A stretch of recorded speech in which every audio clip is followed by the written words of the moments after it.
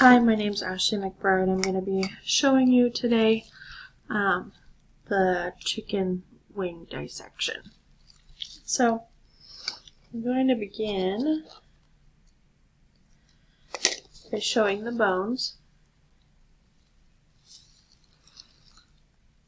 This main bone here is equivalent to the humerus, and then this larger one here would be equivalent to the radius, and this lower one here would be equivalent to our ulna. Inside, when I bend it kind of like that, you can see the two surfaces join there. That is the articular cartilage. In there it's kind of shiny and smooth. And here, there's sort of a thick membrane right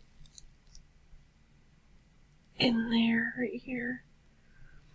And that is the synovial membrane. And inside there, next to the joint, would be the synovial fluid. And then the whole area here, kind of covered in cartilage, it's a little more peeled off, but it's up here. You can see that there. That was the articular capsule, which was preventing the joint, or protecting the joint as a whole.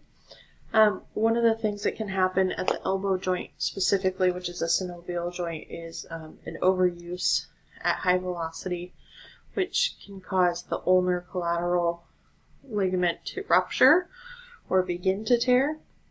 And when that happens, there's something called the Tommy John surgery, which goes in to repair it. This ruptured ligament is just one of the ways that synovial joints can have anatomical changes from injury, whether that's ligament tearing or you can rupture the actual membrane if you were to have a higher grade of injury, and over time you can overuse it and ruin that articular cartilage as well inside, so that it's not so smooth and easy to rub against itself. Additionally, in here you can see I've kind of cut away, let me show you the back side, a series of tendons